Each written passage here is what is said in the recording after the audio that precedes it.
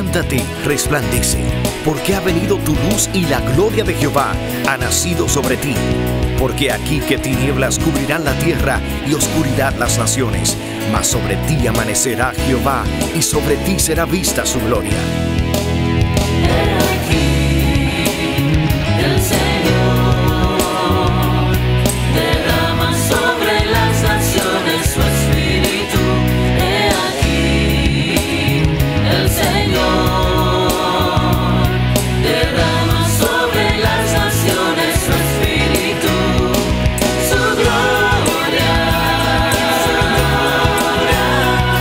El Ministerio El Amanecer de la Esperanza presenta su programa Voz de Restauración con el pastor Juan Radamés Fernández. Escucha atentamente la palabra que proviene del mismo corazón del Padre para consolar tu vida. A continuación, el pastor Juan Radamés Fernández. El Dios eterno que hizo los cielos y la tierra, tu Dios, mi Dios, nuestro Dios, el Padre del Señor Jesucristo, te bendiga con toda bendición espiritual en este día, que tú recibas una visitación de Dios, una manifestación de su gloria y de su poder, que los ojos del Señor se fijen hacia ti, hacia tu casa en este día para favorecerte, es mi deseo y pido a Dios que así sea, reclamo esa bendición. Dios es fiel y Dios generoso y Él lo va a hacer. Sobre todo te va a edificar a través de la palabra. Te doy la bienvenida a nuestra programación Voz de Restauración y te invito a que con nosotros, nuestra congregación, estudiemos juntos la palabra de Dios. Ven con nosotros. Amén. Primera de Juan capítulo 4. Primera de Juan capítulo 4 es la porción que el Señor ha elegido en esta ocasión para edificarnos. Primera de Juan capítulo 4, leemos desde el versículo 7 en adelante y dice así la palabra de Dios. Amados, amémonos unos a otros porque el amor es de Dios. Todo aquel que ama es nacido de Dios y conoce a Dios.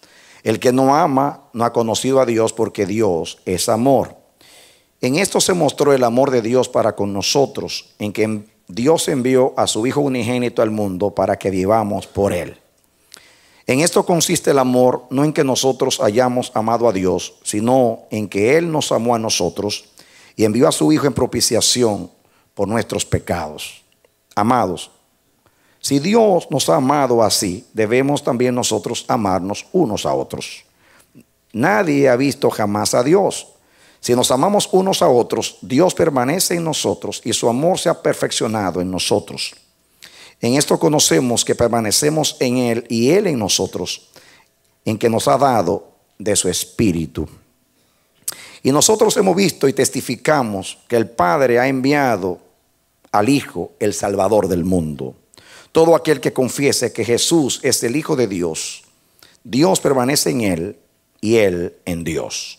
Y nosotros hemos conocido y creído en el amor que Dios tiene para con nosotros. Dios es amor. Y el que permanece en amor, permanece en Dios y Dios en él. En esto se ha perfeccionado el amor en nosotros, y que tengamos confianza en el día del juicio. Pues como Él es, así somos nosotros en este mundo. En el amor no hay temor, sino que el perfecto amor echa fuera el temor. Porque el temor lleva en sí castigo, de donde el que teme no ha sido perfeccionado en el amor. Nosotros le amamos a Él porque Él nos amó primero. Si alguno dice yo amo a Dios y aborrece a su hermano, es mentiroso. Pues el que no ama a su hermano, a quien ha visto, ¿cómo puede amar a Dios a quien no ha visto? Y nosotros tenemos este mandamiento de Él: el que ama a Dios, ame también a su hermano. Que Dios nos bendiga hoy a través de la bendita palabra. Gloria sea al Señor. Bien, amados, estamos estudiando acerca de la madurez del fruto maduro. Dios comenzó a ministrarnos estos mensajes a través de la parábola del sembrador. Está usando esa parábola como una ilustración. Dios nos enseña a través de las enseñanzas de Jesús que el reino de los cielos es semejante a un hombre que siembra la semilla. Dios ha sembrado la semilla en nosotros. Jesús, cuando explicó la parábola del sembrador, dijo que la semilla representa la palabra de Dios. La tierra, el terreno, es el corazón del hombre. Así que la semilla, que es la palabra de Dios, es el instrumento de Dios para hacer todo aquello que Dios se propone hacer. Dice la Biblia en el libro de Isaías que así como la lluvia cae del cielo y riega la tierra y la hace producir, así es la palabra de Dios. Siempre hace aquello para lo cual Dios la envía. La palabra de Dios, hemos estudiado, es el instrumento de Dios para todo.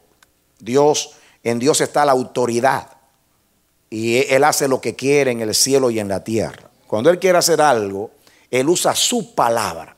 La palabra es el medio de Dios, es el instrumento de Dios, es el vehículo de Dios para Dios dar mandamiento por su espíritu para hacer todo lo que Él quiere hacer.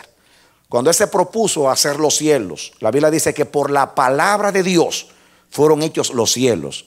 Dice que Él dijo y todo fue hecho, mandó y todo existió. También dice la Biblia que en Hebreos capítulo 3, capítulo 1, que Él sostiene todas las cosas a través de la palabra de su poder. Así que Él sostiene los mundos con la misma palabra. Él le da mantenimiento a la creación a través de la palabra. Esa misma palabra que creó el universo, que sostiene los mundos, esa palabra es la misma palabra que se hizo carne en Jesucristo.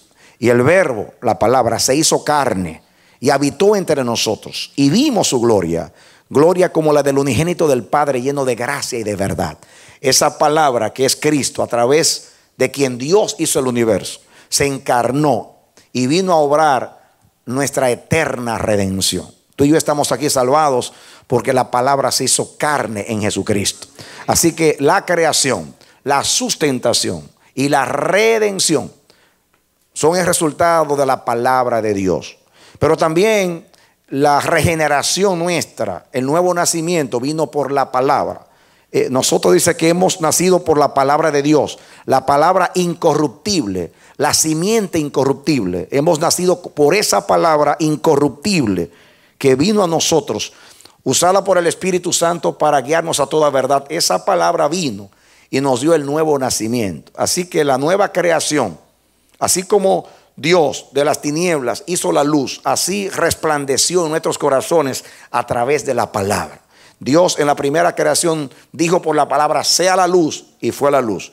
Y la tierra que estaba en tinieblas vio gran luz. De la misma manera, tú y yo estábamos en tinieblas y estábamos como la tierra al principio. Estábamos desordenados, estábamos vacíos, pero Dios dio sea la luz y vino la luz a tu vida. Y Dios puso el orden en tu vida a través de la vida nueva. Todo es el resultado de la palabra, la creación, la sustentación, la redención, la regeneración, que es lo mismo que nuevo nacimiento. Y también la palabra es el instrumento de Dios para hacernos útiles para toda buena obra. Es útil para enseñar, para redarguir, para corregir, para instituir en justicia y para que el hombre de Dios sea sabio y entendido. Dice la Biblia, la fe viene por el oír y el oír por la palabra de Dios. La palabra nos santifica. Jesús dijo: santifícanos en tu verdad. Tu palabra es la verdad. Estamos en el proceso de la santificación, donde Dios nos está librando del poder del pecado. Y eso lo logra a través de la palabra, porque la palabra santifica. La palabra es una luz que nos guía por el sendero de la obediencia a Dios, por el sendero de la justicia, por el sendero de su voluntad. Esa es la importancia de la palabra. Vivimos por la palabra, somos por la palabra. Nos sostenemos por cada palabra que sale de la boca del Señor. Es la semilla de Dios. Y Dios nos está enseñando a cuidar esa palabra. Tú tienes el privilegio, la bienaventuranza de sentarte hoy ahí. Dios ha preparado a través de mí como siervo una palabra para ti. Estamos todos sentados a la mesa.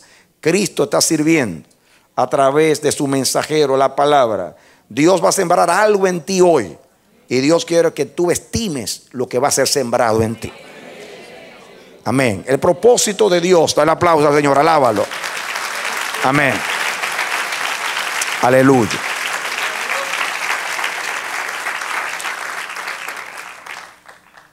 Cada palabra que sale de la boca de Dios tiene un propósito. La Biblia dice que Él dio mandamiento por el Espíritu para salvarnos. Desde la eternidad dio mandamiento. Él dio mandamiento por el Espíritu para que el Espíritu Santo llegara a tu vida a través de una palabra. Hoy quieres sembrar una palabra en ti. Y cada día está sembrando palabras nuevas en ti. Y la palabra lleva en sí un mensaje. Así como Dios dijo, sea la luz, y fue la luz. Y así como Dios habló y dijo, sean las grandes lumbreras, y así fue. Así es su palabra. Nunca viene vacía. Siempre hace aquello para lo cual Dios la envía. Y gloria a Dios, que así como la lluvia cae todavía, la palabra está cayendo. Si hay palabra de Dios, hay gracia de Dios entre los hombres. El episodio más triste de toda la Biblia se encuentra en 1 de Samuel capítulo 2, que dice, y la palabra de Dios escaseaba en aquellos días y no había visión con frecuencia. Que nunca lleguemos a un estado donde no haya palabra de Dios. Mientras haya semilla de Dios, hay esperanza para nosotros, y es una señal de que la buena voluntad de Dios todavía está con nosotros.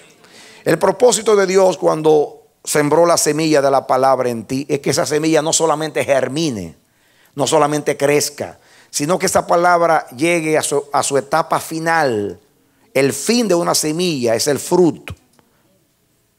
Dios no quiere que la semilla se malogre y quede simplemente siendo un tallo, o simplemente llegue a tener hojas, o simplemente lleva a tener flores, o que comience el fruto y no se llegue a desarrollar completamente. El propósito de Dios con la semilla es que llegue a madurar, que llegue a su última etapa, y que el fruto también llegue a ser maduro, porque el fruto solamente edifica cuando está maduro. Así que el propósito de Dios es nuestra perfección. El propósito de Dios es nuestra madurez. Dios quiere que todos sus hijos lleguen a ser perfectos y maduros en Cristo Jesús. Hay un proceso en la semilla, y en ese proceso interviene Dios, tú también, y el adversario también, como Jesús lo dijo. Estudiamos la vez pasada que la semilla cayó junto al camino, y vinieron las aves del cielo, que son los demonios. Ustedes saben que donde hay semillas hay aves. Vimos el cuadro, el sembrador tirando la semilla en los surcos, sacando aquí de su bolso y lanzando la semilla en los surcos, y un montón de aves detrás. A veces ni llegaba la semilla al suelo cuando las aves volaban, y dice la Biblia, viene el malo y arrebata lo que fue sembrado. La palabra arrebatar habla de algo abrupto, súbito, algo que viene de repente, y eso es lo que hacen los demonios. Tú estás ahí con buena voluntad escuchando la palabra, pero el diablo te va a tratar de distraer, va a tratar de impedir que la semilla caiga a tu corazón, para arrebatar lo que Dios sembró en ti. Y si tú la arrebatas antes de que se siembre, naturalmente nunca va a llegar a dar fruto, porque ni siquiera ha brotado.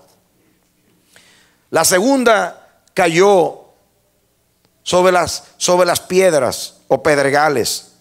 Dice Jesús que como no tenía humedad, no tenía raíz, vino cuando se expuso al sol, el sol la secó. Se sobreentiende que el sol favorezca a la semilla, no que la queme. Pero Jesús dijo que como no tenía humedad, porque no tenía profundidad, el diablo vino y puso tropiezo. Venida la persecución por causa de la palabra, ¿qué sucedió? Se secó. El sol es un tipo de aflicción, según la aplicación de Jesús. Cuando vino el sol, o sea, la persecución por causa de la palabra, la tribulación por causa de la palabra, que es el calor del sol, se secó. Dijimos que cuando usted está sembrado en buena tierra y le dé el sol, usted aprovecha los rayos del sol para crecer. Cuando usted es buena tierra y la semilla penetra en usted, las aflicciones, las tribulaciones, las pruebas, en realidad le son beneficiosas, porque la prueba produce paciencia. Por eso el que cayó en buena tierra dio fruto con paciencia. Es la palabra que usa la Biblia, con perseverancia. El tercer terreno dice que cayó entre las espigas. Las espigas ahogaron la semilla. Jesús dijo, los afanes de este mundo. Oigan bien, los afanes de este mundo, los engaños de las riquezas y los placeres de la vida ahogaron la semilla. Qué tremenda realidad. Esas son las cosas que nos ahogan. Los afanes de esta vida, los engaños de la riqueza, las diversiones, tantas cosas que nos distraen y ahogan. Cuando la semilla comienza a brotar, encuentra a ver un montón de malezas, plantas, los espinos, los cardos, la zarza, hojas grandes que cuando va a brotar hay obstrucción, hay impedimento. En el primer terreno junto al camino, la palabra clave, ¿cuál es? Viene el malo y arrebata. ¿Cuál es la palabra clave entre los pedregales? El tropiezo. ¿Cuál es la palabra clave entre los espinos? Ahoga lo que fue sembrado. Entonces, en el cuarto terreno, la semilla nació, creció. Dice Lucas, estos son los que tienen un corazón bueno y noble, bueno y recto, reciben la palabra, la retienen. ¿Qué cosa es? Esa palabra es clave en la narración. La retienen. La pregunta, ¿estás tú reteniendo la palabra? Retener la palabra es una señal de salud espiritual. Retener la palabra. Y retener la palabra no es tener una buena percepción intelectual, como cuando usted tiene esa habilidad académica. No se está hablando aquí de retener en el sentido mental. No, está hablando de retener en el sentido del corazón. Porque aquí dice que la palabra se retiene en el corazón. Estos son los que con corazón bueno y recto, no es la mente. Porque hay muchos que tienen mucho conocimiento de Dios, pero no conocen a Dios. A Dios se les recibe en el corazón. Porque se cree con el corazón, se conoce con el corazón y se entiende con el corazón. Así lo dice la Biblia, lo enseña, las tres cosas: conocer, creer, conocer y entender. Las tres cosas con el corazón. No con la mente, sino con el corazón. Y el que tiene un corazón bueno y recto recibe la palabra y la retiene. Y da fruto con perseverancia. ¿Da qué? Da fruto con perseverancia. Y nosotros leímos que cuando el fruto está maduro, da una señal, dice la Biblia. El fruto maduro permite que se le coseche, estudiamos en Marcos capítulo 4. Cuando el fruto está maduro, dice, tomen la hoz y vengan a cosechar, porque ya estoy listo. Y dice que cuando el fruto lo permite, lo admite, quiere decir que el mismo fruto es que da señal de que debe ser cosechado. En otras palabras, cuando un fruto está maduro, está clamando, metan la hoz, estoy listo, vengan a cosecharme. No me dejen en el árbol, porque vienen las aves del cielo y me comen, o los gusanos. O puede ser que la rama que me sostiene se debilite, yo caiga y me daña al caer. Coséchenme. Jesús dijo que el mismo fruto da señal cuando está maduro. El mismo fruto admite, dice, estoy listo, coséchenme. El propósito del fruto es bendecir. ¿Cuál es? Nunca un fruto se come a sí mismo. El fruto es para alimentar a los hombres o a los seres vivientes. El fruto es para alimentar. Espiritualmente hablando, cuando Dios te quiere llevar al fruto, es justamente para poder usarte. Porque mientras tú estás en ese proceso, que tú no estás maduro, tú no estás listo, apto para buenas obras. Todo lo contrario, el que no es maduro es carnal. Pablo dice, yo no puedo hablarles como neumáticos, como espirituales, sino como a niños en Cristo, porque veo que hay contiendas, enemistades, partidismos en ustedes. No puedo hablarles como espirituales. En Gálatas, enseñando, el apóstol dice, pero el fruto del Espíritu es amor. ¿Qué es el fruto del Espíritu? Amor. Esa simple expresión enseña mucho en la Biblia. El fruto del Espíritu es el amor. Cuando somos espirituales, somos maduros. Cuando vivimos en el Espíritu, somos maduros. Espiritualmente, madurez es vivir en el Espíritu. Eso es madurez. A un recién convertido, cuando obra en el Espíritu, está actuando con madurez. No significa que es maduro, pero está actuando con madurez. Está dando una señal de madurez. Cuando usted puede tener 50 años en el Señor, si usted es carnal, usted jamás va a ser maduro. Porque Pablo habla de las obras infructuosas de las tinieblas. Enemistades, pleito, celo, ira, contienda, herejías, borracheras, banqueteos y cosas semejantes a estas. El que anda en la carne no solamente no puede agradar a Dios, sino que sus obras son infructuosas, no tienen fruto. Más el fruto del Espíritu es amor. ¿Cuál es el fruto del Espíritu? Amor. Amén. En último análisis, lo demás es el fruto del fruto. Cuando dice gozo, paz, paciencia, benignidad, bondad, mansedumbre, tolerancia. Eso es el fruto del amor. En otras palabras, cuando dice fe, es el amor creyendo. Cuando dice gozo, es el amor en alegría. Cuando dice paciencia, es el amor soportando. Pero el fruto en realidad es uno solo: amor. Amén. Amén.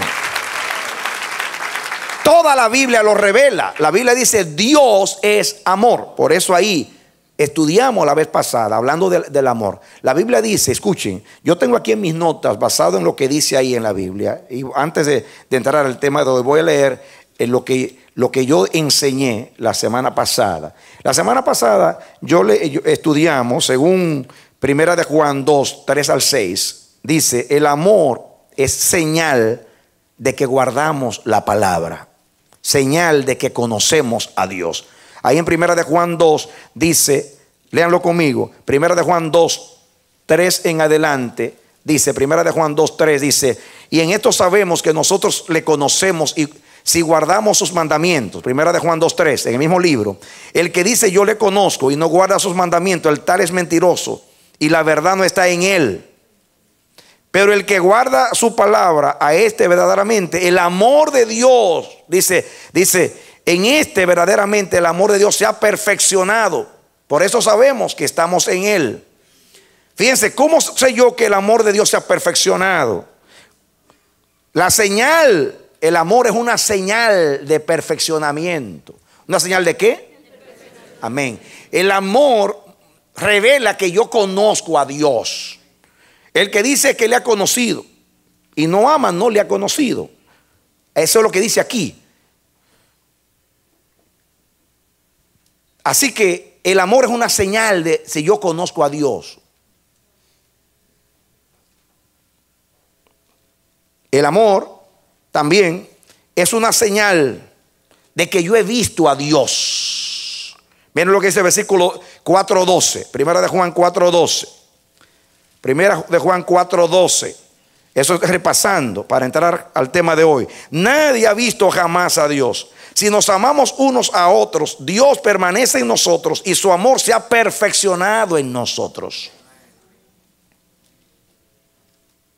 El amor es señal de que conozco a Dios. Es señal de perfección, o sea, de madurez. Porque la palabra que estamos estudiando, el verbo que estamos estudiando, teleio, significa traer a un fin, completar, terminar, consumar.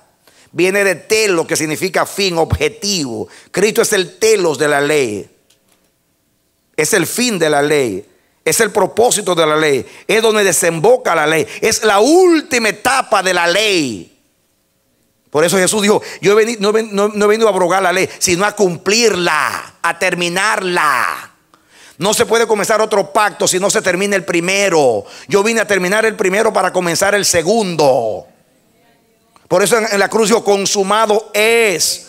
Usó la palabra teleo, del mismo verbo, consumado es. Cuando Jesús dijo, he terminado la obra que me diste, usó el mismo verbo, teleo. Terminar, llevar hasta el fin, finiquitar, concluir, llegar a la última etapa. Así que el amor, si es una señal de perfeccionamiento, significa que el que ama es porque anda en el Espíritu, porque tiene el fruto del Espíritu y se ve en él la señal de madurez. Porque el amor no solamente es el fruto de la semilla, sino la señal de la madurez. La semilla, que es la palabra, te tiene que llevar, tiene que crecer en ti hasta llevarte al amor. Si la palabra no te lleva a amar a Dios y amar al prójimo y amar la verdad y amar lo que es de Dios, entonces es porque no ha llegado a ser fruto en ti. Y después que fruto en ti, el amor madura, se perfecciona y te hace hermoso para Dios. Y es un testimonio de que Dios está contigo, de que tú conoces a Dios y que las obras de Dios se hacen y se ven en ti.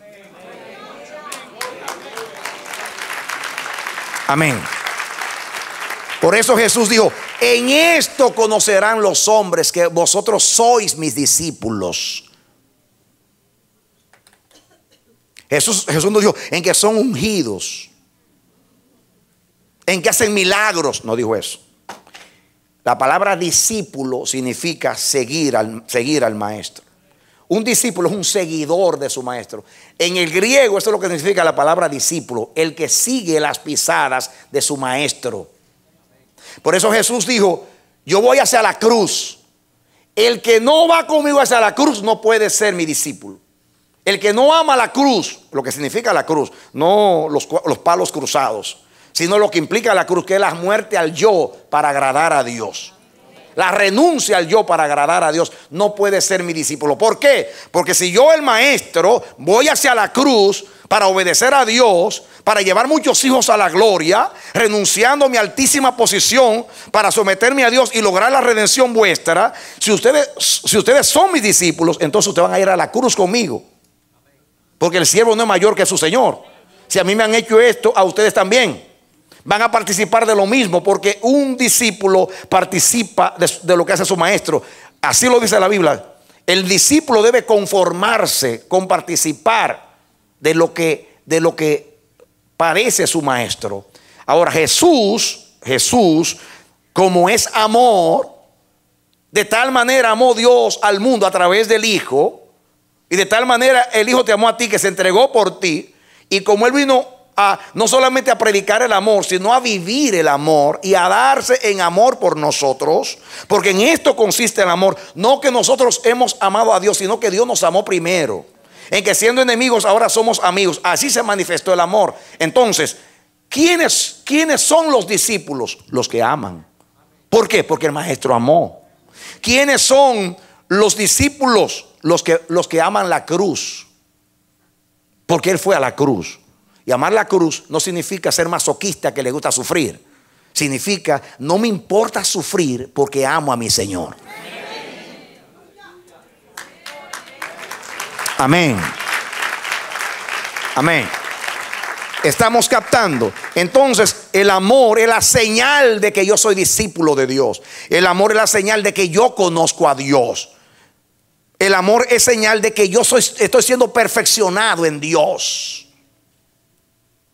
El amor es el fruto del Espíritu, y el Espíritu es la naturaleza de Dios, porque Dios es amor. Por eso dice aquí que el versículo 16, y nosotros, dice el 15, y todo aquel que confiesa que Jesús es el Hijo de Dios, Dios permanece en él y él en Dios.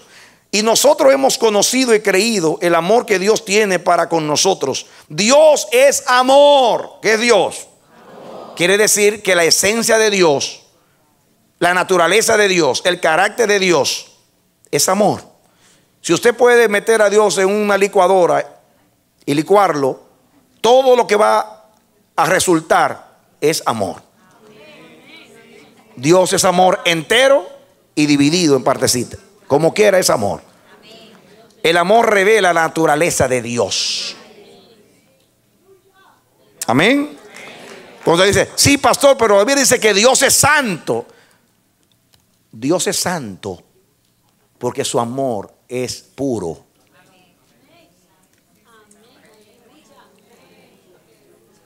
Pero la esencia de Dios es amor. Por eso dice aquí que el que no ama no conoce a Dios. Nadie puede decir, versículo 16, que permanece en Dios y no ama. Quiere decir que el amor es también una señal de permanencia en Dios. ¿Cómo yo sé que estoy permaneciendo en Dios si sigo amando? ¿Cómo yo sé que yo tengo la naturaleza de Dios si yo amo? ¿Cómo yo sé que yo soy un hijo de Dios? Porque yo amo. Los hijos se parecen al Padre. Y si yo tengo la naturaleza del Padre y el Padre es amor, entonces yo soy amor.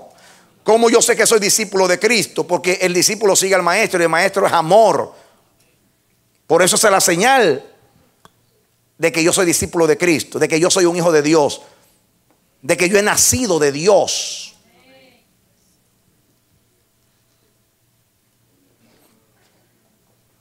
Por eso el amor es el ingrediente, el elemento que perfecciona todo lo de Dios. Por ejemplo, cualquier cosa, el amor lo perfecciona. La fe es perfeccionada por el amor. Pablo dice, la fe que obra por el amor. La motivación de la fe es el amor. El fin del mandamiento es el amor. ¿Cuál es el fin del mandamiento? El amor. ¿Y qué significa el fin? El telos. El telos del amor, el fin. El mandamiento te tiene que llevar al amor. Si un mandamiento no te lleva al amor, no es de Dios. Por eso el legalismo no es de Dios, porque el legalismo no te lleva a amor. El legalismo te lleva a maldecir a Dios. Y fue el espíritu que el diablo, la serpiente, le quiso inculcar a Eva cuando dijo, con que Dios os ha dicho que no comáis de ningún árbol del huerto. En otras palabras, Dios, ¿es verdad que Dios lo prohíbe todo?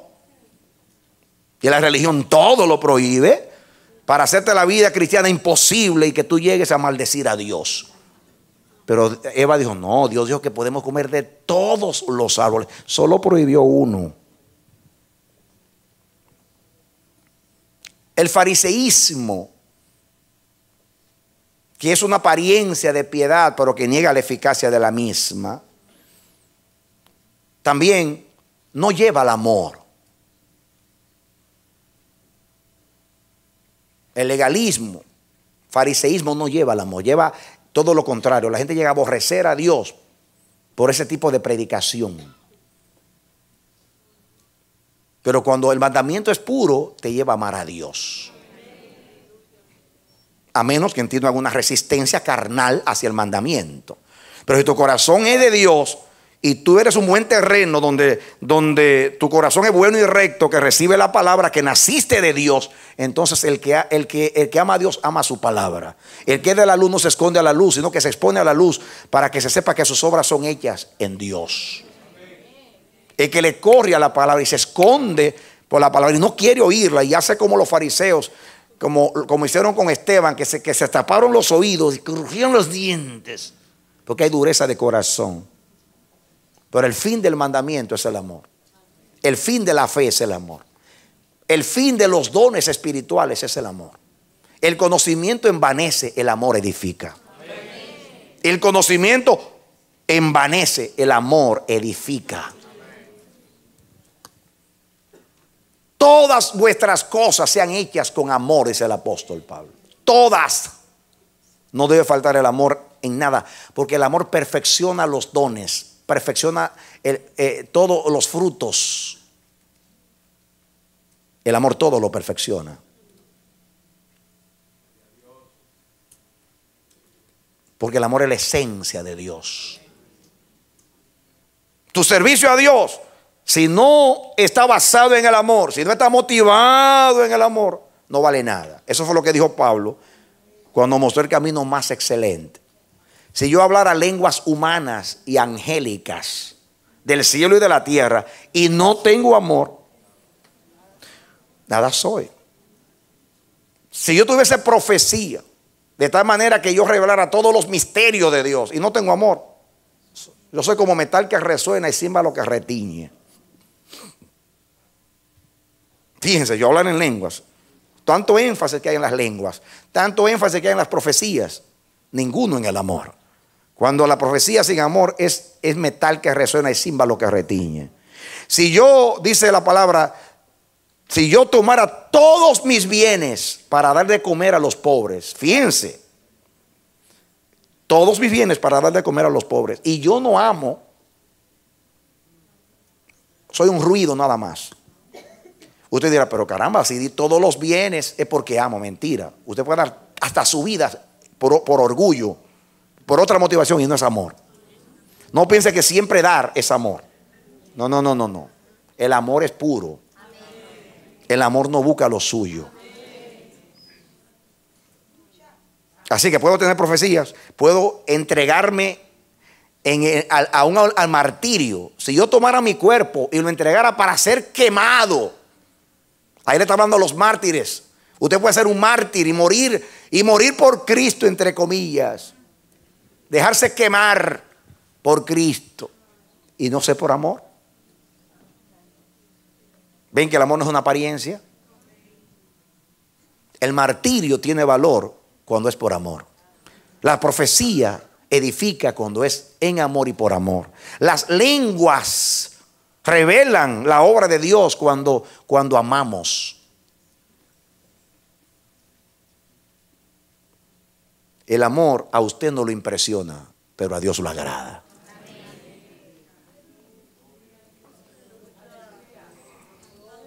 Y digo así porque nosotros no nos fijamos tanto en el amor, sino que nos fijamos en otras cosas.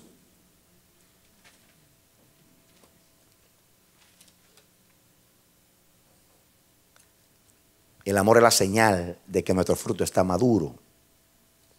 Y es el fruto mismo a la vez. En último análisis. Ahora, vengamos al versículo donde quedamos la vez pasada. Dice el versículo 17. En esto se ha perfeccionado el amor en nosotros, para que tengamos confianza en el día del juicio, pues como Él es, así somos nosotros en este mundo. Miren ustedes, cuando dice, en esto se ha perfeccionado el amor en nosotros, está hablando del versículo anterior. Y nosotros hemos conocido y creído el amor que Dios tiene para con nosotros. Dios es amor, y el que permanece en amor, permanece en Dios y Dios en él. El que permanece en Dios está en amor y está siendo perfeccionado en el amor. Dice, en esto se ha perfeccionado el amor en nosotros, para que tengamos confianza en el día del juicio. Fíjense, aún el creer que Jesús es el Hijo de Dios, que está en el versículo 15, todo aquel que confiesa que Jesús es Hijo de Dios, Dios permanece en él y él en nosotros. Aún eso de creer está relacionado con el amor.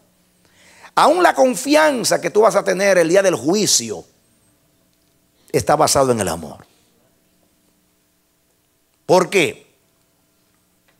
Porque en el amor hay confianza. ¿Sí? ¿Saben ustedes por qué en el amor hay confianza? Porque Dios es amor. Y Dios es confiable, porque es el fiel y el verdadero. El amor se basa en la verdad. Se fundamenta en lo que es la verdad, en lo que es correcto. El amor es la justicia de Dios. El amor es la santidad de Dios. El amor es la misericordia de Dios. El amor es la gracia de Dios. El amor es la fidelidad de Dios, porque Dios es amor. Entonces, como en Dios hay confianza y Dios es digno de confianza, y todo lo relacionado con Dios es verdad, fidelidad y fe, por consiguiente confianza. El amor como esencia de Dios es lo mismo. Por eso el que ama está seguro, vive en seguridad y todo lo hace en seguridad. El amor da confianza. Cuando hay culpabilidad, significa que no hay confianza. Cuando hay condenación, significa que no hay amor. Porque en el amor hay confianza. Cuando yo me presente un día en el juicio de Dios, yo voy a ir, si yo voy en fe, es porque yo voy en amor. Porque lo que generó la fe fue el amor. Porque el fin del mandamiento de la fe es el amor. El amor no fingido. Y la confianza que yo tengo, que voy a pasar el juicio de Dios, es que Dios me ama. Es que Dios dio a su Hijo por mí. Eso es lo que me da confianza a mí. Yo no estuviera aquí si yo no creyera que Dios me ama. Ni tú tampoco estuvieras aquí si tú no crees que Dios te ama.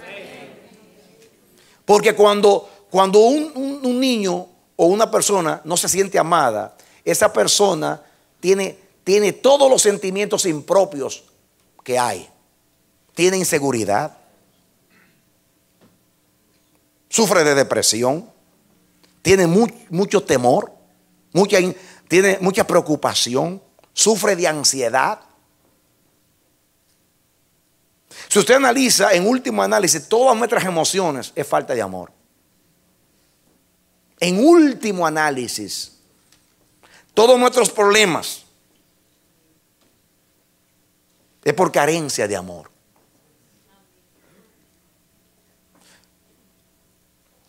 Cuando usted lee las características del amor en 1 Corintios 15, usted se da cuenta. El amor es sufrido, el amor es benigno, el amor nunca deja de ser. El amor no busca lo suyo, el amor no se goza cuando triunfa la injusticia, sino cuando triunfa la verdad. Todo lo puede, todo lo sufre, todo lo soporta, nunca deja de ser. Cuando usted analiza eso, usted se va a dar cuenta que en todo eso hay confianza. Confianza en Dios, confianza en su palabra, confianza en sus hechos. Porque la fe es fruto del Espíritu, pero la fe es el amor creyendo.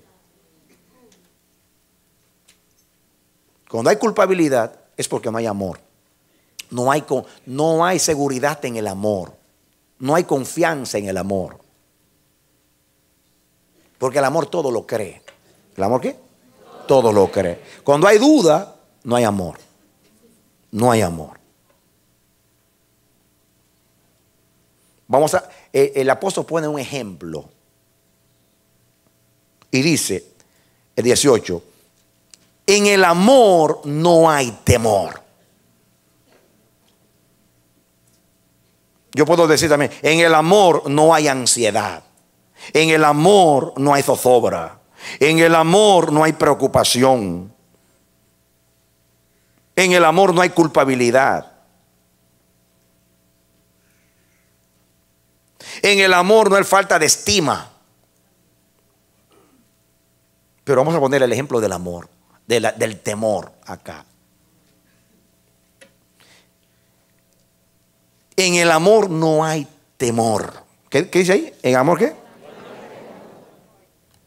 En el amor no hay phobos, la palabra que usa el griego. Phobos.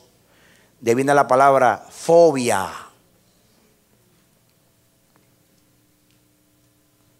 ¿Y qué es fobia? Es un miedo insoportable. Esa palabra phobos, antiguamente, en el principio, en el origen de la palabra, significaba huida. En el origen de esa palabra phobos significaba originalmente huida.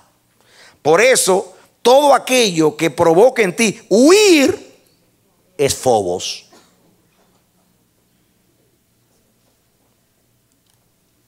Y todo aquel que tiene miedo siempre anda corriendo.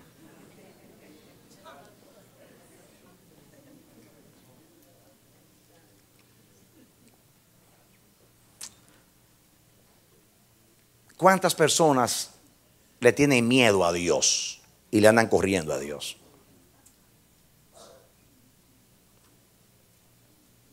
Algunos hasta lo niegan y se vuelven ateos, pero es para huir de Él. En último análisis no hay nadie ateo. El temor es huir, correr. El amor nunca corre. Por eso Cristo, cuando llegó la hora de la cruz, dijo: ¿qué haré? ¿Le diré al Padre que me libre? No, yo voy para morir, porque ese es el fin. Y yo voy a morir por amor. Yo voy a morir para llevar muchos hijos a la gloria. Por eso menosprecio la vergüenza. No me importa el dolor, porque yo amo. Y el amor le hace frente a lo que sea, porque el amor es más fuerte que la muerte. Por eso no le tiene miedo a la muerte. No le tiene miedo a nada. Confronta lo que sea, porque tiene seguridad. Porque es la naturaleza de Dios. Y Dios no huye. Y su trono es estable eternamente.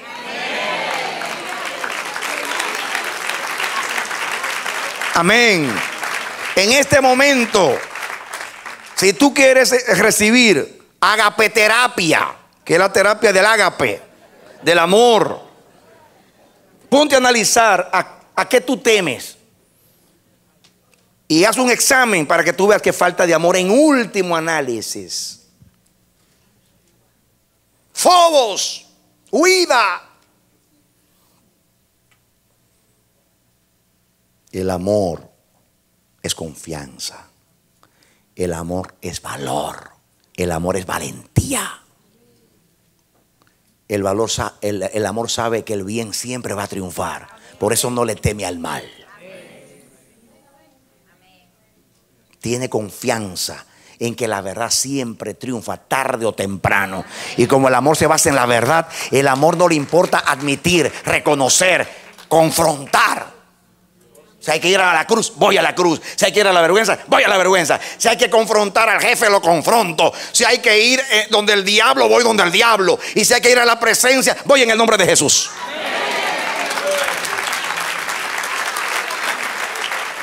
Amén. Ahora ustedes se dan cuenta por qué los cristianos no crecen.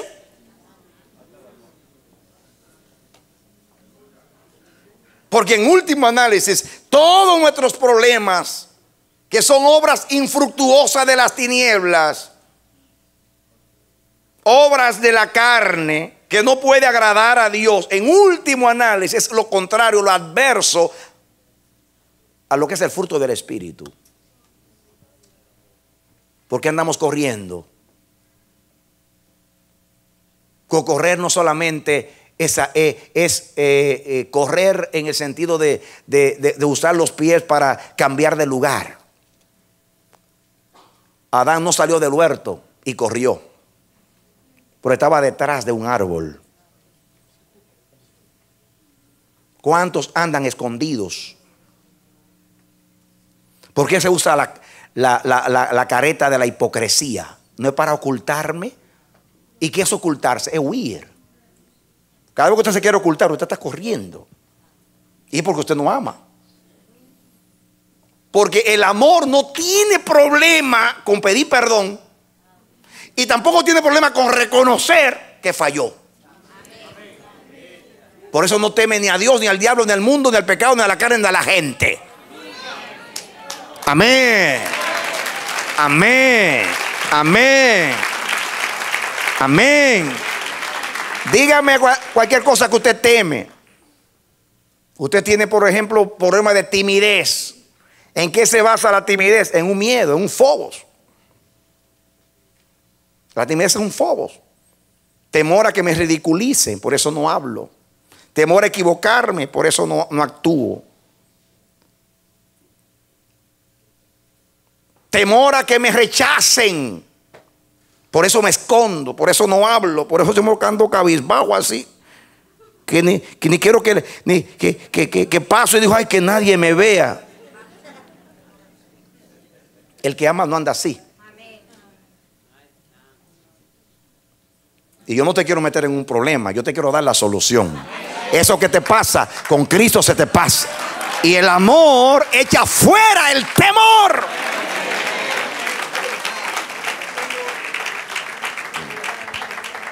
Si estamos huyendo de Dios, es porque no hay confianza en que la sangre de Cristo te limpia de todo pecado.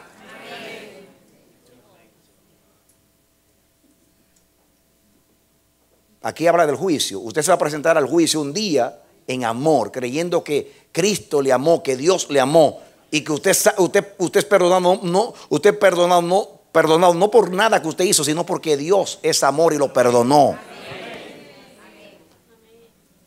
La falta de estima, eso es temor, es miedo. Ya haya nacido que tu papá o tu mamá te abandonaron, te cambiaron, te sustituyeron, amaron más a tu hermano que a ti, te dieron a la tía, a la abuela, a quien sea, te rechazaron, usaron palabras y te decían que tú eres un estúpido, que tú no sirves para nada, que eres un fracasado, y tú lo creíste y creciste con inseguridad y miedo. En último análisis, no te ministraron amor, porque el amor es confianza. ¿Qué es el amor? Confianza. Cuando a un niño le dan amor, lo miman, lo abrazan, lo aceptan, lo disciplinan, se interesan en él, porque la disciplina es el amor corrigiendo. Es el amor perfeccionando. Es el amor interesado en la conducta del hijo, para equiparlo, para cuando sea adulto se sepa comportar y no fracase. Lo estoy preparando para la vida.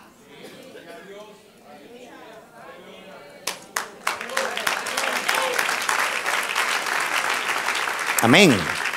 Lo estoy perfeccionando, porque el amor perfecciona. Y es la señal de que estoy siendo perfeccionado. Las dos cosas.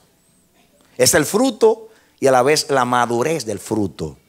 En fin, el amor es todo. Porque el amor es Dios. Y Dios es el todo y en todos. Denle otro aplauso al Señor. Amén. Amén. Amén. Amén. Gloria a Dios. Podemos escribir un libro de terapia en cuanto a esta palabra, porque eso, en último análisis, es así. Una persona emocionalmente saludable es una persona que ama y que cree en el amor. Una persona enferma es una persona que huye, que corre, que teme. Es enferma porque no ama o no cree en el amor. Así que si tú le echas mano a esto, tú vas a tener cristoterapia o agapeterapia. Te vas a economizar el dinero de la consulta del psiquiatra o del psicólogo. Amor. Amor. Amor. Lo que te dé el valor. El valor, la fuerza, el ánimo para confrontar lo que sea en la vida es el amor. Si tú crees que Dios te ama, tú eres capaz de cualquier cosa. Tienes el valor para hacer cualquier cosa. Tienes la característica para hacer cualquier cosa. La capacidad para hacer cualquier cosa. Cuando tú crees que Dios te ama. Y tú amas a la vez. ¿Por qué Jesús en la cruz del Calvario no se dejó provocar? Mire, lo azotaron. Lo desnudaron. ¿Saben lo que te exhiben a ti tus genitales, tu desnudez delante de burladores? Porque no eran delante de amigos, eran burladores. Y Jesús sabía lo que iba. ¿Por qué le importó la cruz? Y aún menospreció la vergüenza. Dice que por el gozo puesto delante de él. ¿Y qué es el gozo? El amor, obedeciendo a Dios en este caso. En otras palabras, va a triunfar la verdad. El amor se goza cuando triunfa la verdad. Soy un instrumento para que triunfe la verdad. Aunque yo voy a ser desnudado y voy a llevar la maldición del pecado y de la muerte y del rechazo de Dios y del abandono de Dios en una cruz, pero al final Dios va a ser glorificado. El reino de Dios va a venir a los hombres. El mal va a ser desenmascarado y destruido. La muerte y el pecado serán echados en el Seol y voy a llevar muchos hijos a la gloria. No me importa ser desnudado, porque en el amor no hay temor, y el verdadero amor echa fuera el temor.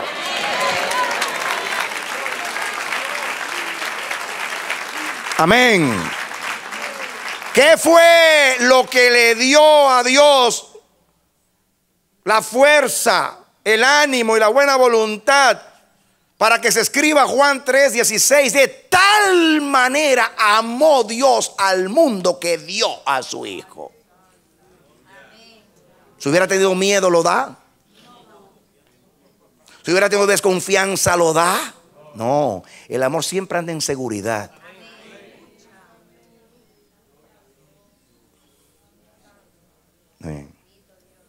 Yo te digo por el Espíritu, atrévete en este momento a perdonar a aquel que te ha hecho daño, y tú verás que un valor de Dios se va a apoderar de tu corazón. Tú no vas a ser esclavo de un sentimiento que te destruye. Todo lo contrario, el amor edifica.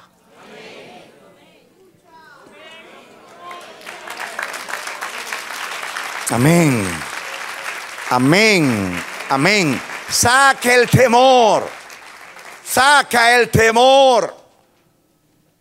El temor al rechazo, el temor a ser ridiculizado, el temor a lo que sea, el temor a la muerte. Ya la muerte está vencida. El amor todo lo cree. El amor cree que la muerte está vencida. El amor cree que Jesús venció al mundo, el pecado y a la carne y al diablo. El amor todo lo cree, le cree a Dios. Adán y Eva dejaron de amar cuando le creyeron más a una serpiente que a Dios, porque el amor es confianza. Amén. No se puede tener una relación que no sea basada en el amor. No hay felicidad, no hay fruto. Los esposos que viven peleando todo el tiempo, la mala comunicación es resultado de que no hay amor. Porque se malinterpretan las palabras, porque estamos a la defensiva, porque andamos buscando a quién culpar en la conversación. Y usted no se comunica para buscar quién es el culpable. El mayor problema de los esposos es: la culpa es tuya, la culpa es tuya. No, que es tuya, que tú comenzaste, que fuiste tú el primero, que fue. Y en vez de estar peleando por quién tiene la culpa, cuando ya Cristo llevó la culpa, vamos a comunicarnos para edificarnos, para amarnos. Amén. Amén. Dile a la esposa o al esposo, quien sea, dile: mira, mi amor, yo llevo la culpa y se la pongo a Cristo encima, pero vamos a resolver este problema y vamos a amarnos, a perdonarnos y a aceptarnos. Amén. Porque el no admitir, el que le tiene miedo a la culpa no ama. Porque si Cristo le hubiera tenido miedo a la culpa, nunca muere por ti en una cruz. El amor todo lo sufre y lleva también la culpa. Échamela a mí, pero vivamos en paz. Yo te amo, quiero el bien para ti. Así que lo menos que puedo hacer es llevar tu culpa. Así que te pido perdón. Pida perdón todas las veces, todas las veces, todas las veces, todas las veces, todas las veces, todas las veces. Quizás nunca consiga nada, pero cuando usted esté muriendo le puede decir: ay, tan bueno que era.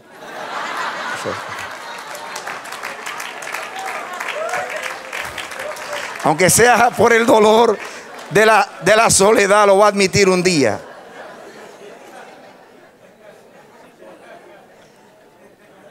Amén. El amor triunfa tarde o temprano, porque el amor es de Dios, porque Dios es amor.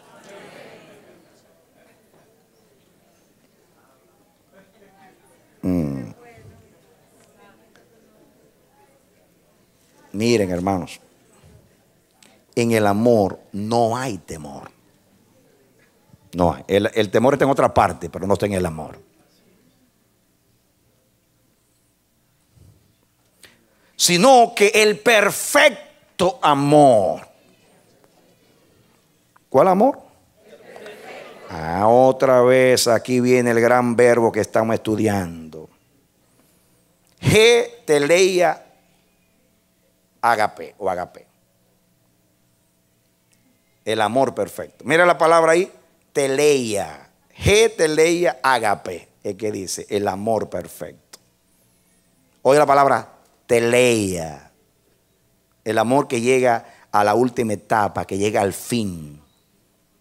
Que el amor completo, el amor maduro, el amor que llegó a dar fruto maduro para que la gente se lo coma, para beneficiar a los demás. Ese es el amor en el cual no hay temor. No es en el amor cualquiera, sino en el amor que ha sido perfeccionado. Eso quiere decir que si en ti hay temor es porque tú no has sido todavía perfeccionado en el fruto que es el amor.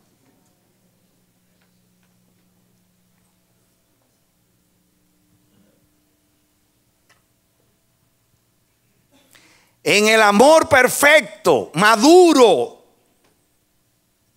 que ha pasado el proceso, que llegó a piensen ahora en un árbol que pasó por todo el proceso, un manzano, y ya las manzanas están listas para ser cosechadas y comidas. Eso es el amor perfecto, que pasó por todo el proceso, por todas las crisis, por todas las adversidades, dificultades, aflicciones, tribulaciones. Fue probado y aprobado. En ese amor no hay temor. Y si quiere entrar, lo echa afuera.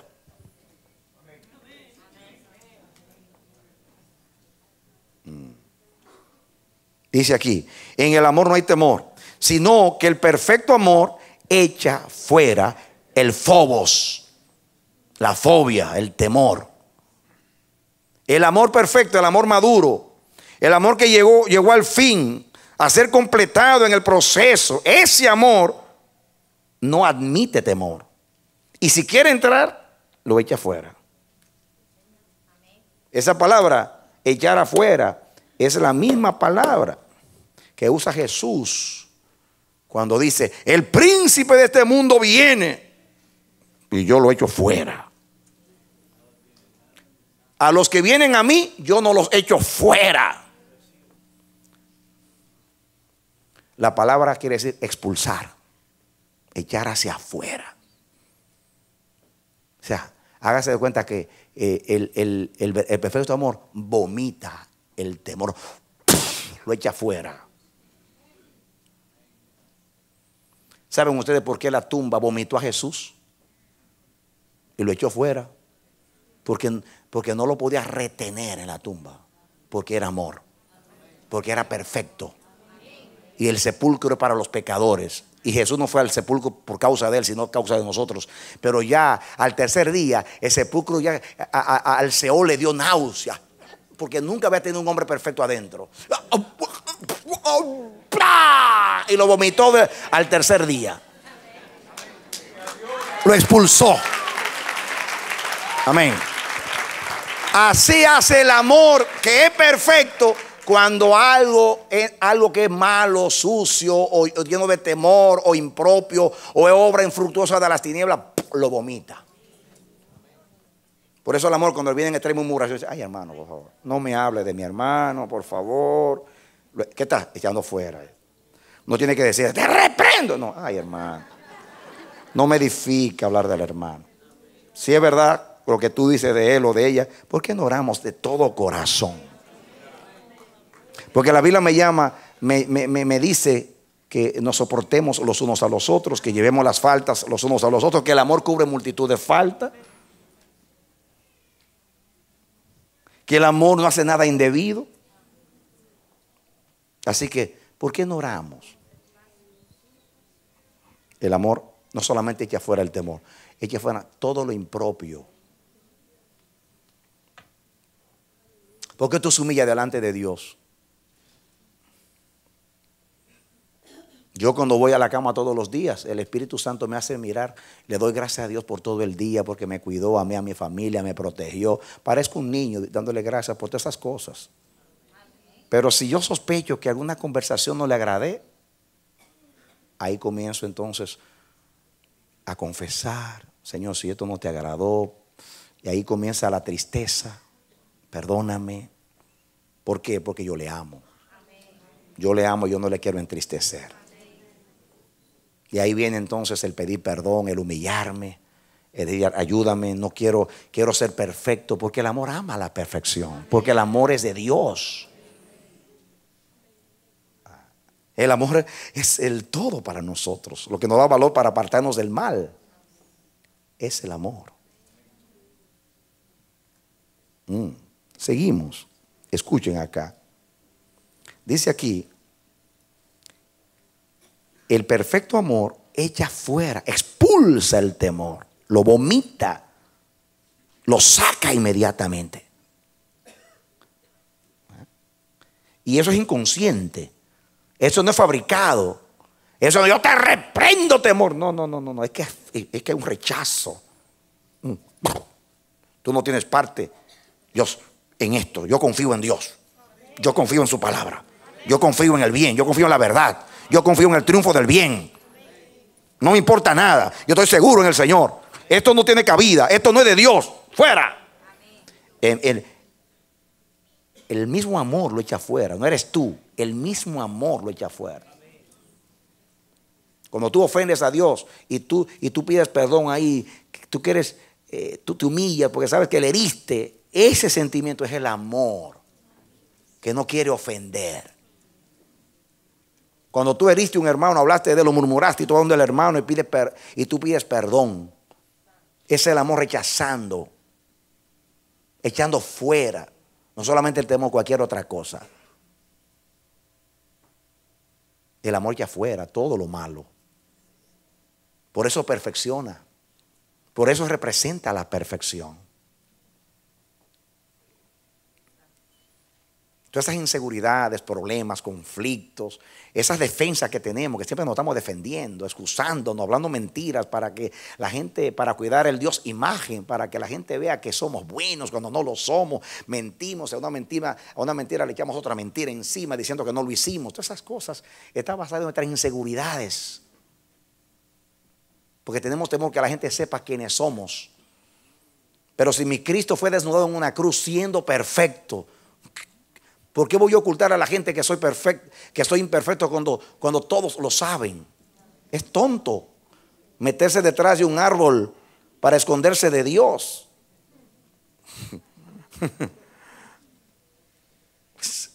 Somos payasos.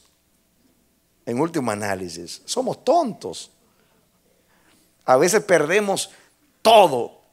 Perdemos a Dios, en el sentido de que Dios al orgulloso lo mira de lejos. Perdemos a los demás, nos dañamos de carácter, nos incapacitamos, nos hacemos indignos e ineptos.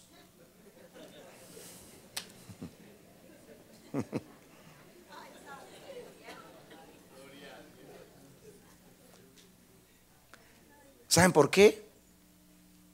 Por el temor a que la gente sepa quiénes somos nosotros.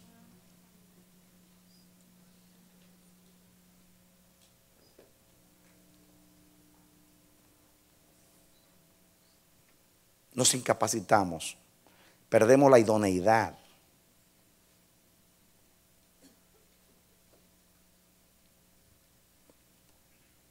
Por el simple temor de que no sepan, de que no vean, de que no opinen mal de mí. Pero todos los que están aquí, nosotros somos iguales o peores que tú. Entonces, ¿por qué temer?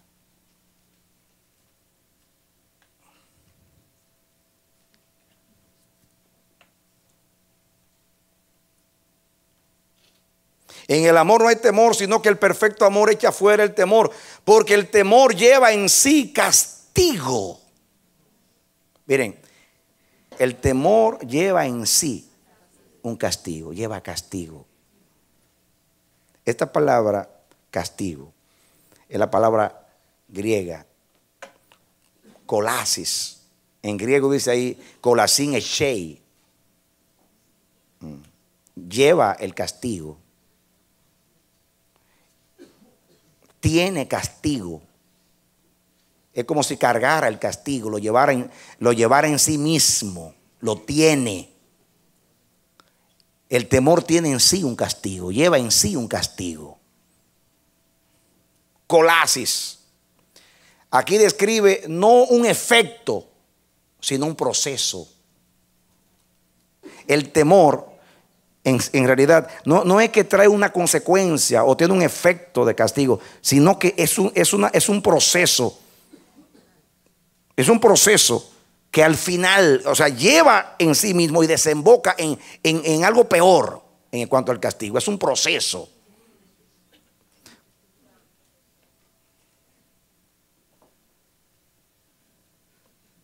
Ahora ven ustedes cuántas personas castigadas hay por el temor, por falta de amor. Y el temor aquí, mis hermanos, el temor acá, cuando dice que el que teme no ha sido perfeccionado en el amor, y que el temor lleva en sí castigo, es el temor del esclavo. Es el temor del esclavo. Bueno, póngale algo a la Biblia acá y venga conmigo a Romanos capítulo 8.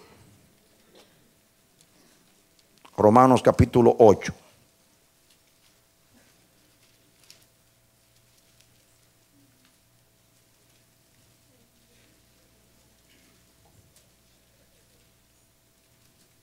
Romanos 8:15. Rapidito. Dice Romanos 8:15. Romanos 8:15. Ya lo tienen. Dice el 14, porque todos los que son guiados por el Espíritu de Dios, estos son hijos de Dios. Pues no habéis recibido el espíritu de esclavitud para estar otra vez en temor, en febos, sino que habéis recibido el espíritu de adopción por el cual clamamos, Abba, Padre. El que teme es un esclavo y lleva en sí un castigo. Es como si llegaba, como los judíos, por ejemplo, cuando llevaban las cargas de la esclavitud. Teme como un esclavo. El esclavo le tenía miedo al amo, le tenía miedo a la represalia del amo, a la desaprobación del amo o del Señor. Y siempre el esclavo vivía en temor, en miedo. Nunca se ganaba una recompensa. A un esclavo nunca lo felicitaban. A un Jesús dijo, ¿qué amo cuando llegue el esclavo después de trabajar 12 horas? Viene y le dice, siéntate a la mesa conmigo a comer. Dice Jesús, creo que no. Sino que le dice, sírveme a mí y después tú comes. Y al final dice Jesús aplicando, cuando hayamos cumplido con nuestro deber, digamos, siervos inútiles somos porque lo que había que hacer hicimos.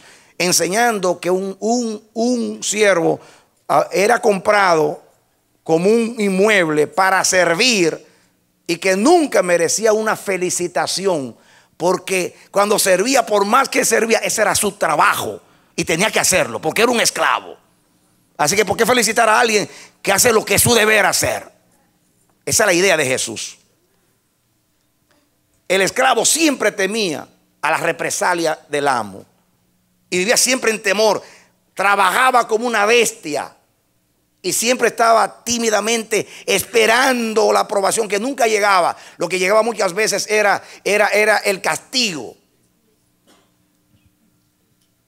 Y el temor es eso. Es el amo que te castiga.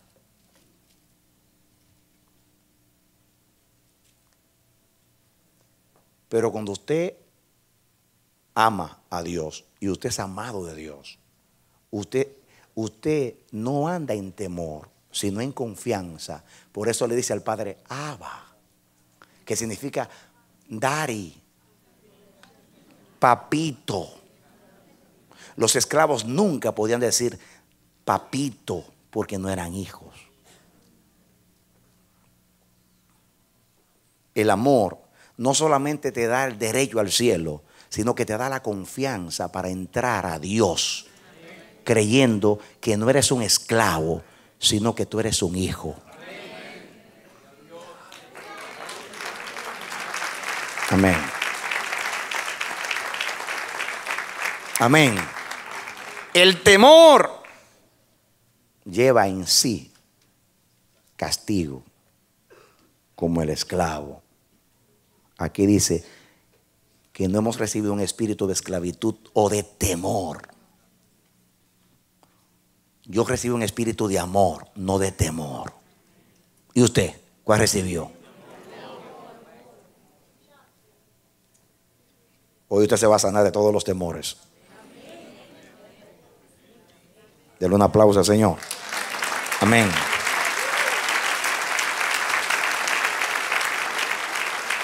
Amén.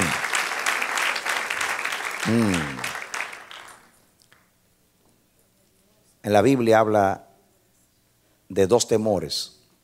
El temor, ese temor, Fobos, y hay otro temor en la Biblia. Es Eulabia, que es el que se usa en Hebreos. Venga conmigo a Hebreos capítulo 5. A ver, para que ustedes vean la diferencia entre esos temores.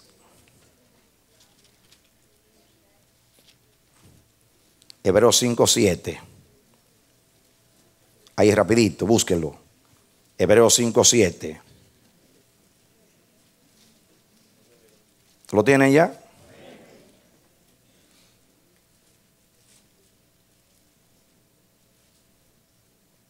Dice el 7. Y Cristo en los días de su carne, ofreciendo ruegos y súplicas con gran clamor y lágrimas al que le podía librar de la muerte, fue oído a causa de su temor reverente. Ahí es Eulabia, no Fobos, Eulabia. Ese temor en la Biblia es el temor piadoso, el temor reverente, el temor santo. Es un temor que va mezclado con amor. Por eso es la piedad que el hombre le da a Dios. El amor tiene un temor. El único temor que admite que no lo echa fuera es Eulabia. Amén. El amor echa fuera el Fobos, pero nunca va a echar fuera a Eulabia, que es el amor reverente, el amor piadoso, o sea, el temor que ama a Dios. Temor piadoso, el temor reverente. Y miren cómo lo aplica Jesús. Escuchen, y Cristo en los días de su carne, ofreciendo ruegos y súplicas con gran clamor y lágrimas al que le podía librar de la muerte, fue oído a causa de su temor reverente. Aunque dice temor reverente, la palabra reverente lo está añadiendo. Ahí dice solamente Eulabia. Solamente que para traducir tiene que decir temor reverente para que se entienda que no es Fobos. Y aunque era hijo, por lo que padeció, aprendió la obediencia, y habiendo sido perfeccionado, ahí está la palabra, vino a ser autor de eterna salvación para todos quienes, los que le obedecen. ¿Dónde te lleva ese temor reverente, Eulabia? ¿A dónde te lleva? ¿A dónde te lleva? Al perfeccionamiento, igual que el amor. El otro, el Fobos, lleva en sí un castigo. Este te lleva a amar a Dios, a ser reverente con Dios, piadoso con Dios. Es una mezcla de respeto con amor. Cristo tenía eso. Nunca Fobos. Es el que yo quiero. Eulabia. Amén. Gloria a Dios. Así que a la próxima niña, póngale Eulabia. Muy lindo ese nombre, Eulabia. Temor reverente, temor piadoso, temor que ama a Dios, temor que perfecciona.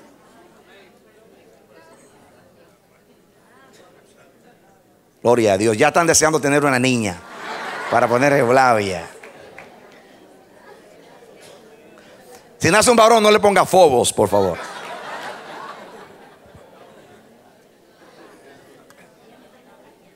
Amén, amén, amén. ¿Usted lo está captando eso? Amén. Así que usted puede distinguir entre lo que es Fobos y Eulalia. Y también en la Biblia, esa palabra, hay dos también. Hay dos castigos. El castigo ese, que ya hemos hablado de él, que es colasis. Pero hay una palabra que a veces se traduce castigo en la Biblia. Y se encuentra en Hebreos 12:7. Ya que estamos en Hebreos ahí, 12:7. Para que vean una diferencia. Hebreos 12:7.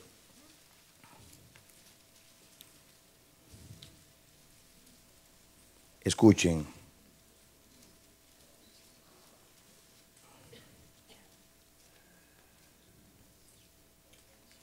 Dice aquí, el 5, y habéis ya olvidado la exhortación que como a hijos os dirige diciendo, hijo mío, no menospreciéis la disciplina del Señor, ni desmayes cuando eres reprendido por Él, porque el Señor al que ama disciplina. Algunas Biblias dicen castiga.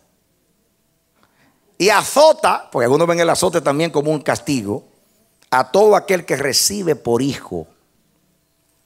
Dice, si soportáis la disciplina, Dios os trata como a hijos, porque ¿qué hijo es aquel a quien el Padre no disciplina? Pero si se os deja sin disciplina, de la cual todos han sido participantes, entonces sois bastardos y no hijos. Y ahí dice, por otra parte tuvimos a nuestros padres terrenales que nos disciplinaban y los venerábamos. ¿Por qué no obedeceremos mucho mejor al Padre de los espíritus y viviremos? Y aquellos ciertamente por pocos días nos disciplinaban como a ellos les parecía. Pero para lo que nos es provechoso, para que participemos de ¿qué? De su santidad. Es verdad que ninguna disciplina al presente parece ser causa de gozo, sino de tristeza, pero después da fruto apacible de justicia a los que en ella han sido ejercitados. Amén. Esa palabra disciplina, muchas Biblias la traducen como castigo. Es lo mismo, la disciplina es una forma de castigo. Por eso usa la palabra azote. Hay una diferencia entre colasis, la disciplina, el castigo, que hablamos hace un rato, que lo carga el temor, que lo tiene el miedo. Y esta palabra disciplina es paldeía. Es paideía. Eso significa, ahí viene es como educar al niño, corregir al niño, es lo que significa la palabra. Corregir al niño, educar al niño.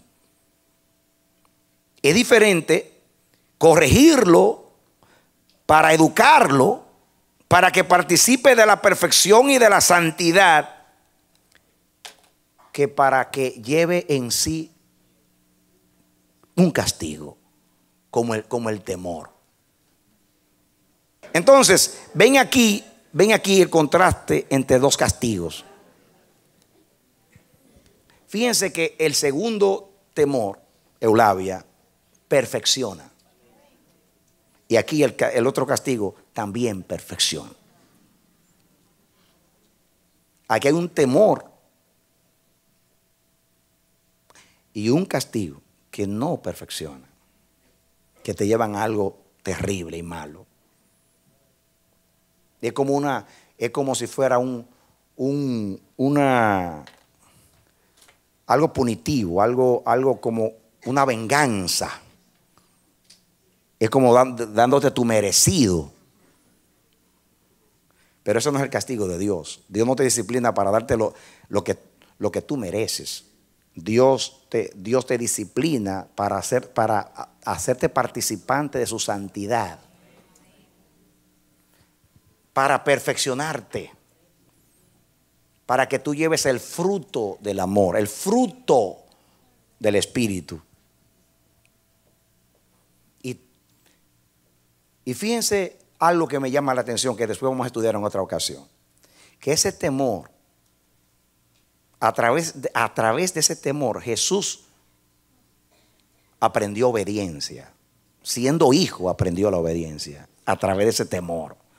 Y porque Él se perfeccionó en ese temor, vino a ser autor de eterna salvación. En otras palabras, esto confirma lo que yo estoy enseñando, que más adelante en otra ocasión voy a detenerme, que el fruto es lo que te capacita para hacer aquello para lo cual Dios te llamó, aquello que Dios quiere hacer en ti, y aquello que es el propósito de la semilla, de lo que Dios siembra en ti. Ese temor, la Biblia dice que Jesús crecía en sabiduría y en gracia delante de Dios y de los hombres, que estaba sometido a sus padres y iba creciendo. Dice aquí que cómo creció, porque miren la actitud de humillación, con temor, con lágrimas, con súplicas al que le podía librar de la muerte. Estaba constantemente humillado en la presencia, amando, temiendo a Dios con ese amor reverente, piadoso. Amando a Dios, porque el que ama a Dios se le somete a Dios y le obedece a Dios. Si me amáis, guardad mis mandamientos. El que obedece porque ama. Amén. Y el hijo porque temía a Dios, lo amaba. Por eso le obedecía, por eso se sometía. Y fue creciendo en esa obediencia, y se fue perfeccionando en ese temor reverente, hasta que llegó a estar apto y listo para ser autor de eterna redención.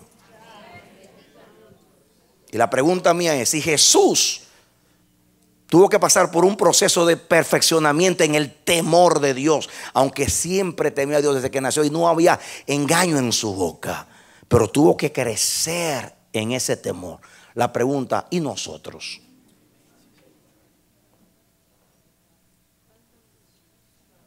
Hay un temor que edifica, hay un amor que edifica, hay una disciplina que perfecciona y edifica. El amor echa fuera el temor. De tal manera que el que teme no ha sido perfeccionado en el amor.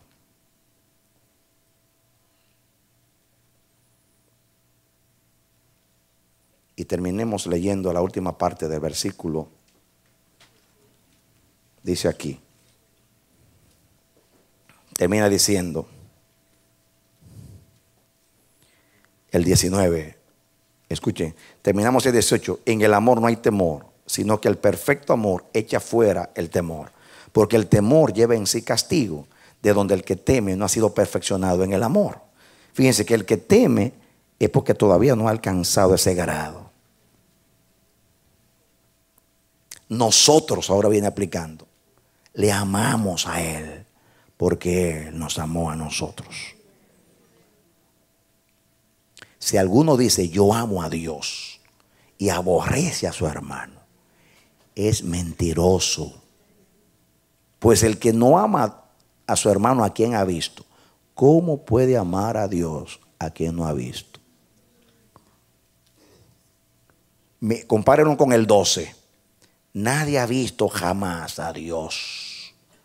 Si nos amamos unos a otros, Dios permanece en nosotros y su amor se ha perfeccionado en nosotros. No hemos visto a Dios, pero si amamos, amamos a Dios.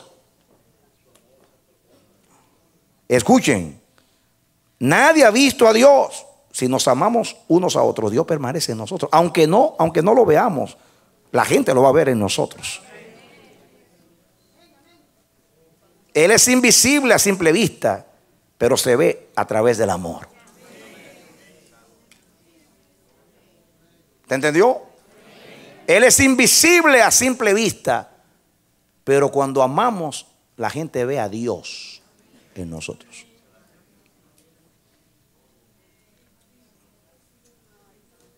Una vez un misionero estaba en la India. Le estaba hablando de Cristo a alguien que nunca había oído hablar de Jesús. Nunca en su vida había oído la palabra Jesús. Y el misionero a través de un traductor le hablaba de cómo era Jesús. El amor de Jesús, la mansedumbre de Cristo, el amor por los pobres, por los perdidos, por los necesitados, por los publicanos, por las rameras. Y el hindú comenzó a llorar. Y le dijo, Señor, dice, yo a ese Señor lo conozco. Y le dice, pensaba que no entendía, ¿está entendiendo? Entonces el traductor le va a hablar, sí, él está entendiendo. Y pregúntale, ¿cómo que usted lo conoce? Sí, yo lo conozco. Él estuvo aquí hace como 3 años y me visitó. Y él vivía aquí, mira, a 2 cuadras vivía él. Sí, ese mismo. Entonces cuando comenzó a indagar, era un misionero que había llegado allí y que se había mudado unas cuadras y vivía tal como Jesús. Y dice, por eso decía, yo lo conozco, él vivió allí. Porque se lo describieron. Amén. O sea, ¿qué fue lo que Jesús le dijo a Felipe? El que me ve a mí, ha visto al Padre.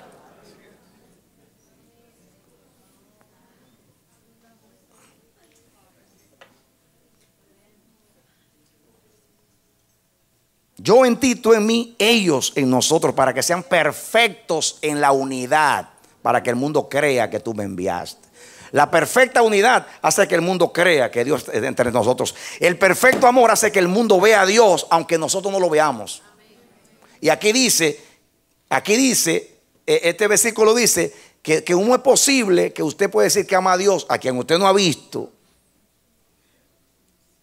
Sin embargo, el hermano que usted ve, no lo ama. Es absurdo. No puede ser.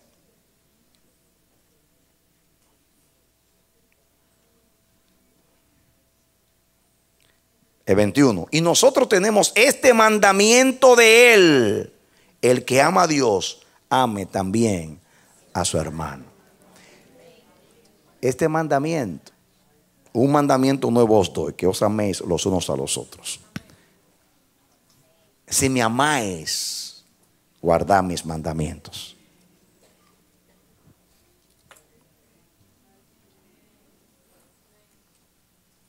Yo espero que al escuchar la palabra hoy haya nacido en nosotros el inmenso deseo de ser perfeccionados en el amor.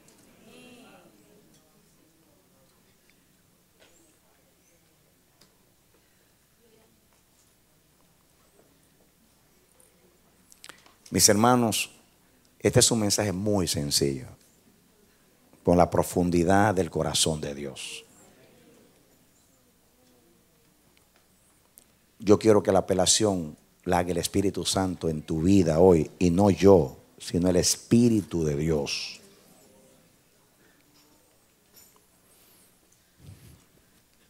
Los hombres no van a querer tanto lo que decimos de Dios, sino lo que vean de Dios en nosotros.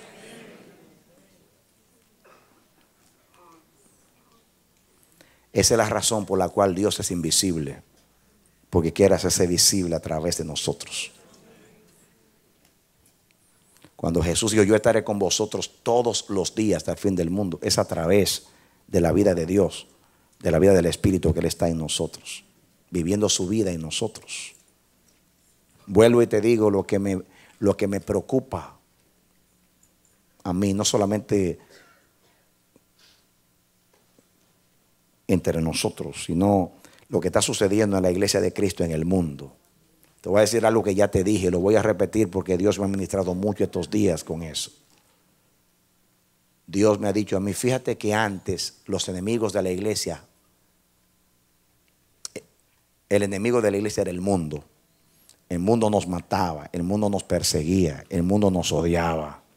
Millones de seguidores de Cristo murieron como mártires. Hoy no es el mundo el enemigo de la iglesia. Hoy el enemigo de la iglesia es la misma iglesia.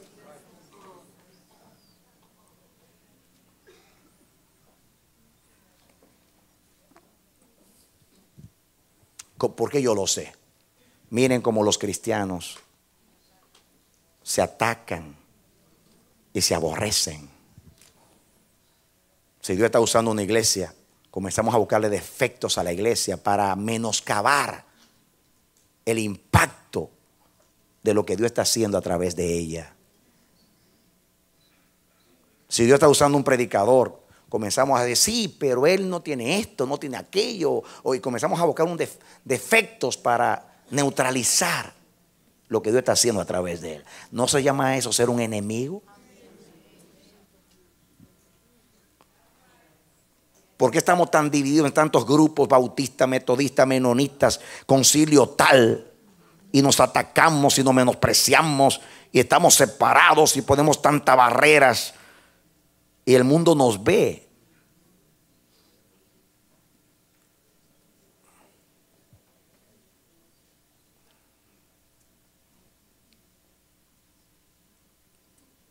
Me sacudió el Señor días atrás cuando me trajo el texto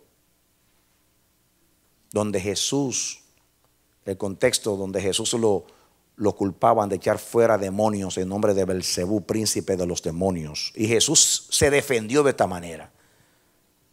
¿Cómo es posible que si yo echo demonios con el poder del diablo, entonces el diablo está dividido? ¿Cómo es que Satanás va a echar fuera a Satanás? Entonces su reino está dividido y un reino dividido no permanece.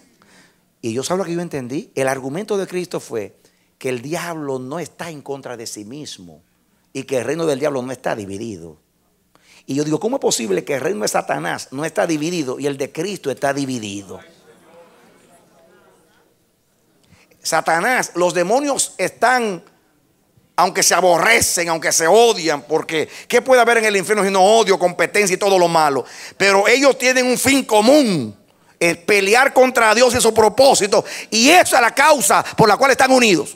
Tú y yo tenemos el amor de Cristo y estamos separados. ¿Se justifica eso? Y aquello me sacudió, me tiene sacudido. Yo oro a Dios que cuando tú veas un cristiano, ya sea negro, blanco, indígena, chino, japonés, de la raza que sea, amarilla, blanca, del color que sea, solamente que te diga, yo he aceptado a Jesús, yo nací de nuevo, tú lo veas como si fuera el rostro de Cristo y tú veas, este es carne de mi carne, huesos de mi hueso, y nadie jamás aborreció a su propia carne, sino que la cuida como Cristo a la iglesia.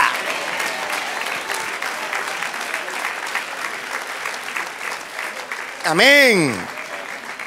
Y ese amor te va a dar la fuerza para no criticar, para no murmurar, para no rechazar, para no sentirse superior, para no competir con el hermano, para orar y gemir, para que Dios termine la obra en él. Y unidos todos vamos a darle un testimonio al mundo. Porque si la unidad convence al mundo de que Dios envió a Cristo, entonces la desunidad produce lo contrario. El mundo no nos cree porque nos ve tan divididos, que no cree que Cristo está en nosotros. Ojalá que esta palabra sea la última que Dios nos dé al respecto y nos haga despertar para amar al cuerpo de Cristo. Porque el que destruye su cuerpo, su templo, Dios se lo destruirá al tal. Así dice 1 Corintios 6, que el que destruye el cuerpo de Cristo, o sea, el templo que es la iglesia, Dios se lo va a destruir al tal. Pero esa no es la apelación. La apelación es el amor. El amor es lo que nos da la fuerza para vencer lo que sea. El amor como fruto. Oremos a Dios, que Dios tenga misericordia. Oren los intercesores para que Dios una a la iglesia. Hermanos, creo firmemente en mi corazón como profeta de Dios que el fin de todas las cosas se acerca. Eso la iglesia lo ha predicado por 20 siglos. Pero yo no lo estoy diciendo en ese sentido, en esa cronología. Yo no lo estoy diciendo en la cronología de ese tiempo. Yo lo estoy diciendo en otro tiempo. Yo te estoy diciendo, cuando te digo cerca, yo no te estoy hablando del cerca que dice la Biblia. Vendré pronto. Yo no estoy hablando de ese pronto que tiene 2000 años. Yo no estoy hablando de ese pronto, porque el Espíritu de Dios ha dicho que ahora va a entrar en el tiempo nuestro, en el crono nuestro, con días, meses y años, días de 24 horas, meses de 30 a 31 días y años de 365 días. En ese tiempo que yo te digo pronto, el Espíritu trae a mi mente y me lo tiene y tiene bombardeada mi mente con el texto: angustia de gente secándose a causa del temor y de la expectación de las cosas que sobrevendrán sobre la redondez de la tierra. He aquí vienen días, iglesia, que va a pasar como en Babel. Dios va a confundir las lenguas de los hombres y no se van a entender, y va a haber confusión y angustia de gente. Y Dios le va a derribar la torre alta como en Babel. Y Dios va a parar los planes humanos. Y no solamente va a brotar el petróleo del mar donde lo sacan. No solamente se le va a ir el tiro por la culata, y las obras de los hombres se volverán contra ellos mismos, sino que la misma mano de Dios va a intervenir. Así como Dios volteaba las ruedas de los carros del faraón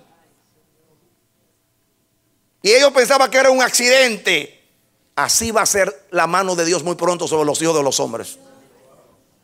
Y Dios quiere una iglesia unida, una iglesia percibida. Dios quiere una iglesia despierta. Dios quiere una iglesia saludable. Dios quiere una iglesia restaurada. Dios quiere una iglesia que tenga el secreto con Él, para cuando estas cosas sucedan, la iglesia, que es el heraldo, el instrumento de Dios, salga a representar a Dios. Porque Dios lo dijo en Isaías 43: este pueblo he creado para mí, mis alabanzas publicará. He aquí vienen días, y lo dice Isaías 43, que Dios va a desafiar a los brujos, a los hechiceros, a los idólatras, y les va a decir, los va a retar, y les va a decir: hagan milagros, hagan lo que dicen que ustedes dicen que anuncian el futuro y que anuncian cosas nuevas, háganlo.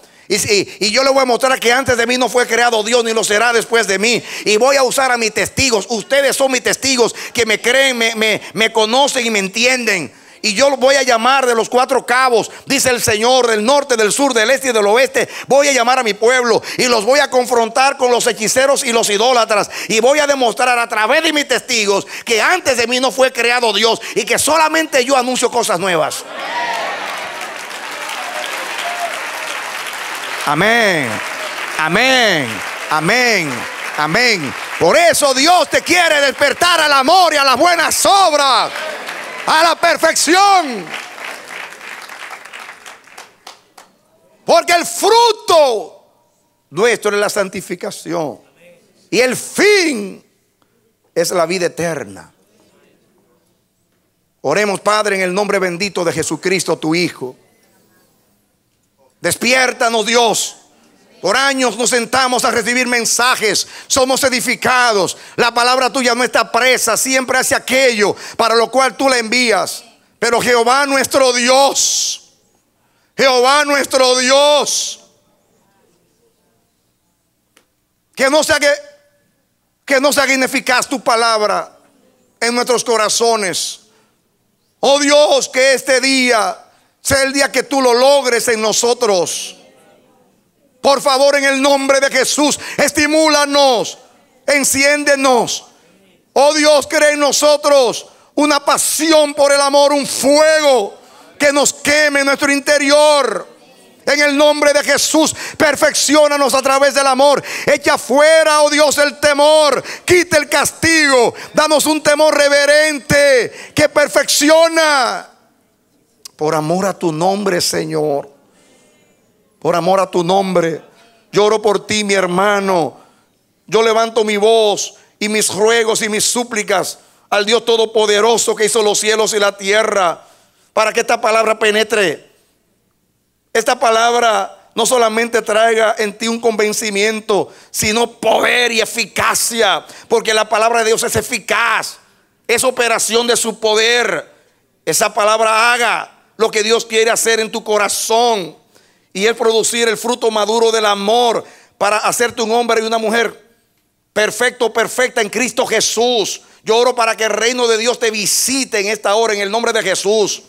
Que tus ojos en este día vean la gloria de Dios, que tus oídos escuchen la voz del Espíritu y que tu corazón tiemble, y que Dios llene tu corazón del fuego de la santa pasión del amor, para que el amor sea la motivación y la fuerza que te impulse por el camino del bien, para que la voluntad de Dios se haga en tu vida y Dios cumple en ti el propósito y te lleve al fin que Él determinó desde la eternidad hacer contigo.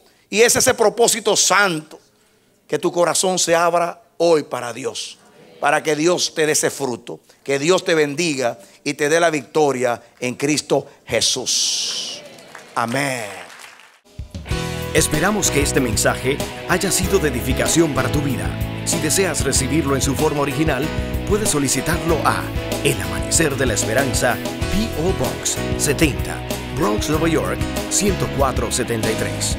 O visítanos a nuestra página web www.elamanecer.org. Dios te bendiga.